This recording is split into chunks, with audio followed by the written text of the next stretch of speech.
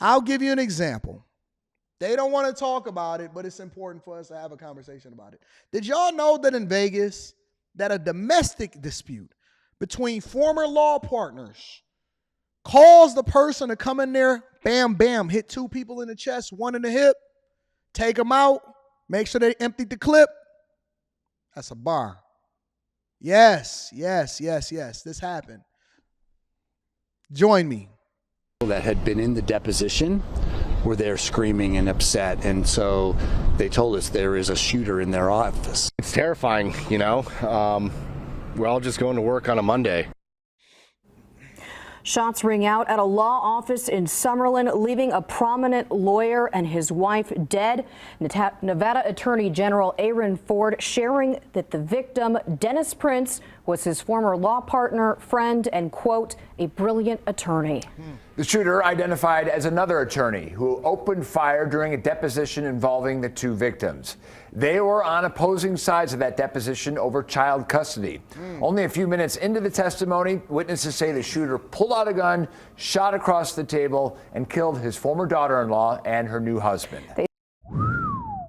Wait a minute. Hold on, because this is getting messy. Former law partners killed his former daughter-in-law and her new husband, who happened to be a lawyer, and his wife during a deposition inside of a law office. Wait a minute. Hold off. Rhonda Poole, let's get some thugging up in it. You telling me that a domestic dispute, a quarrel amongst people, somebody getting some box, somebody not getting some box, and that could cause for you to take somebody's life? You know, I always wonder how domestic disputes turn so disputive. I don't know if that's a word or not, but turn so disputive to where you would actually take somebody else's life as a result of it. You said, how they getting in with the gun? It was a law office. It was a deposition.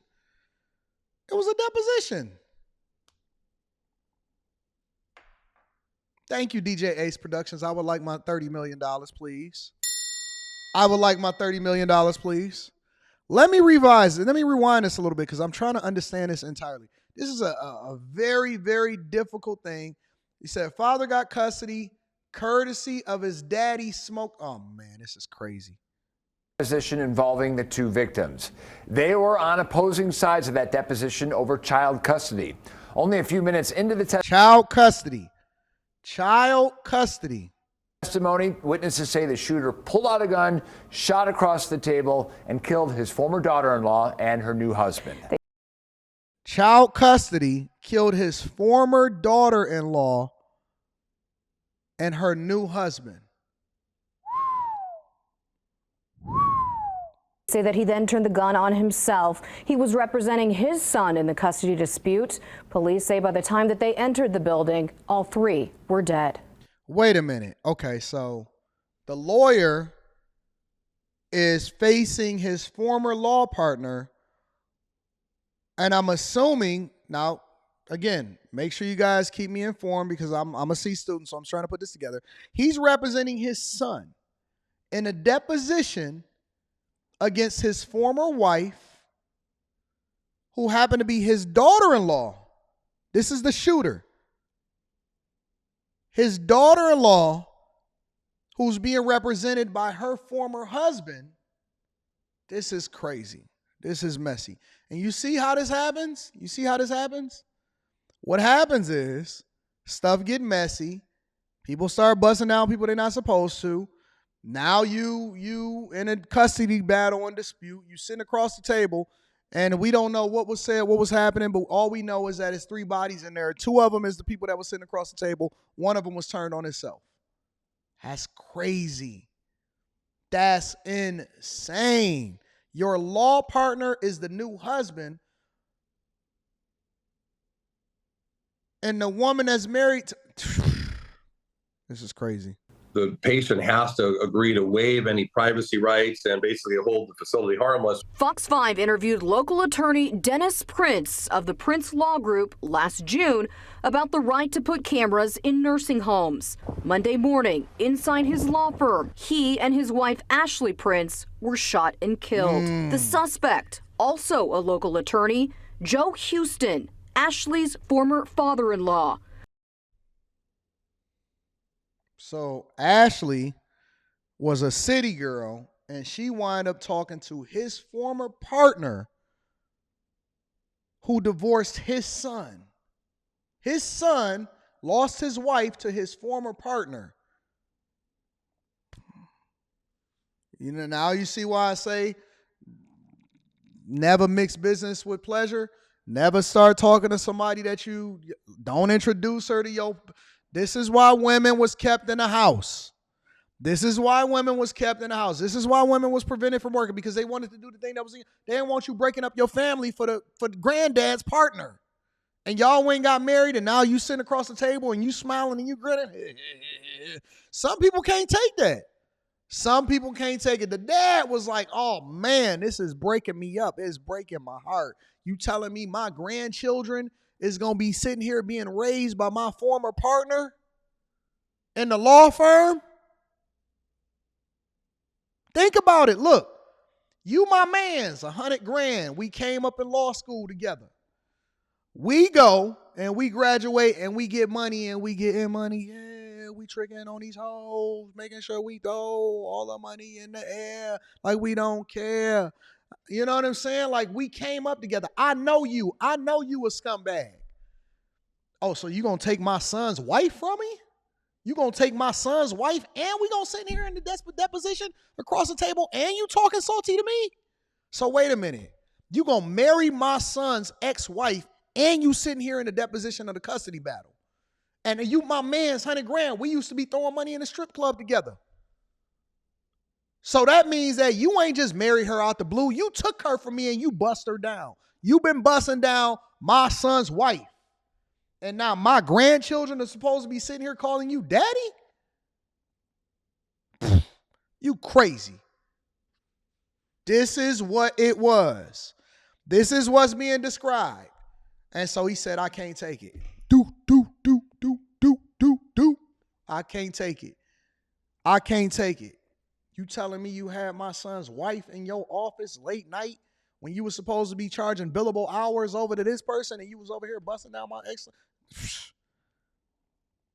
I'm telling you, people can't take it.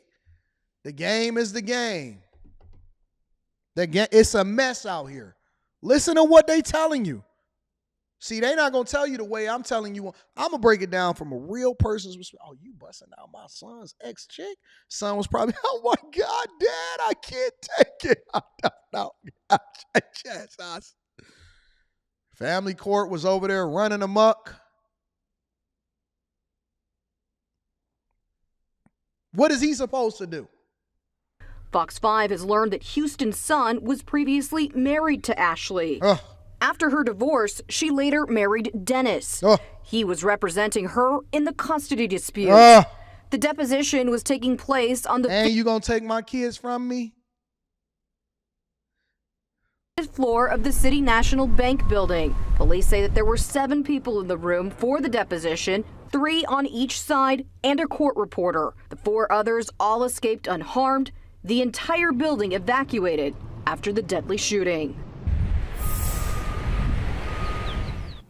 And the Prince Law Group shared this statement with Fox 5 with profound sadness. Prince Law Group would like to thank everyone who reached out to us with heartfelt messages of concern and sympathy over the tragic violence that occurred this morning in our office. That's crazy. That's insane. Absolutely insane. But check it. It's not just happening. Listen, the insanity is not just existing in one space. The insanity is existing everywhere. Vegas, Florida. Check out this next story. Listen to this. You see this man right here? You see this woman right here? That's the son. This is a completely different story. I'm showing you what the insanity is inside of society, why we need to turn back to God, why we need to turn back to our principles, Why we need to turn back to our morals. We keep trying to remix life and say that, no, we're going to do it differently. No, this is the new time. No, you want to do the new math. We're going back to the old math. We don't need to even be talking about calculus right now. We need to be talking about 1 + 1 = 2. 1 + 1 is supposed to be equal to 2. You want to talk about rise over run and what's the slope and the y-axis, and then we not talking about geometry, calculus. We're not doing none of that. You want to solve for y. I'm just saying that we need to get back to the basics. 1 + 1 = 2. Not you and your husband and your partner opening up your relationship. We ain't need to do none of that. You don't need no more crazy therapists out here like the one that I debated on Harley Initiated. And he over here talking about, oh my God, we need to make sure that we qualify for all emotions, even if you decide to be a part of the alphabet. We don't need none of that, no more. We need to get back to the core of who we are. Basics. Basics. Y = mx + b. Yes. Rise over run. What is b? What is the y? X-axis. Rise over run. What's the slope? Huh? Check out this story. Check this out. First shocking new details just released in the case of a Polk County man accused of killing his own mother. This is 10 Tampa Bay at 6. I'm Dave Wagner. And I'm Carolina Lead. Investigators say 21-year-old pre-med student Emmanuel Espinoza confessed to stabbing his mother, Elvia, more than 70 times. It happened Saturday afternoon in Frostproof. And now the sheriff's office has released the 911 call Emmanuel made moments later and doorbell video showing the knife they say he used. 10 Tampa Bay's Angelicia Bruton spoke with their family about what happened here. This dude walked over with some the big aviator question now glasses. is, what was the motive? Dave, the why is still uncertain. Investigators say they don't know why Emmanuel Espinoza did this, and his family says the same thing. They say Elvia Espinoza was a loving mother and didn't deserve this. Exactly what happened. Polk County Sheriff Grady Judd says 21-year-old Emmanuel Espinoza killed his mother Saturday and then called 911. I want you to understand she was really the perfect mom. I want you to understand that she was very proud of his accomplishments in going to the University of Florida, graduating #1 in his high school class. Graduated #1 in his high school class. You don't know what these people got going on. You don't know what kind of demons they got going on behind the scenes. These people are unhinged. And then I want you to understand that he viciously murdered her and confessed to it. Emmanuel told investigators he and his mother spoke every other day and that he loved her, but admitted sometimes she also irritated him. Emmanuel said his mother missed him and asked him to come visit. He agreed and said he drove to her Frostproof home from Gainesville to stab and kill her, something Emmanuel told investigators he wanted to do for years.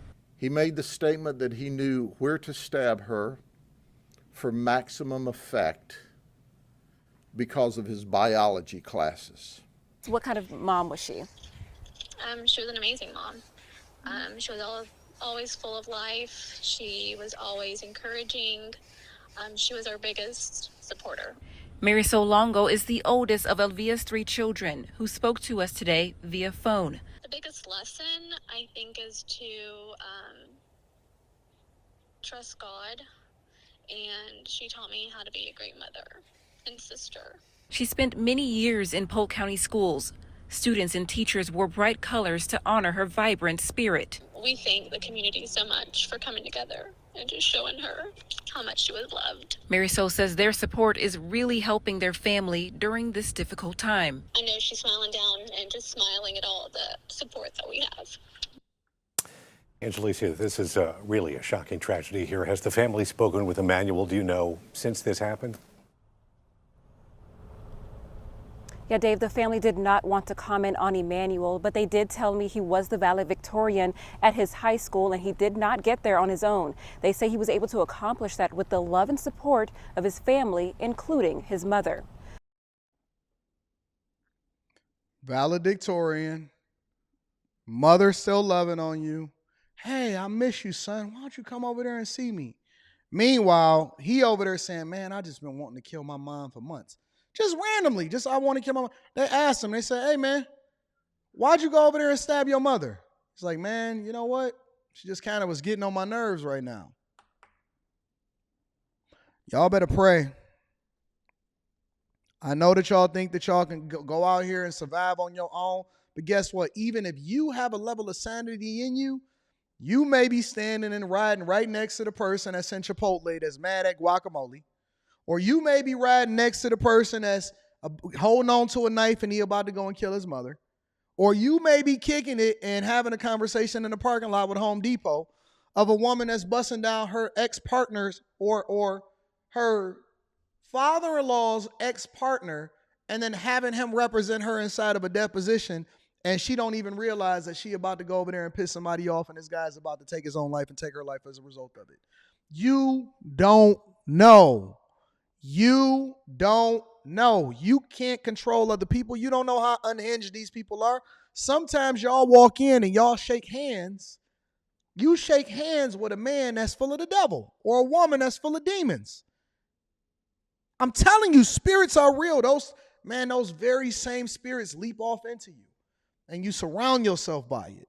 And you listen to it all day. And you consume it. And this is one of the reasons why we have the Millionaire Morning Show. The Millionaire Morning Show is important because I would like to get y'all day started off right so that you have the ammunition to be able to fight off this stuff every single week. That's why we start off the week so on fire. Mondays and Tuesdays, we lit. Because I know that y'all done went through something over the weekend. You've been fighting demons and devils all week long. All week long. It's crazy.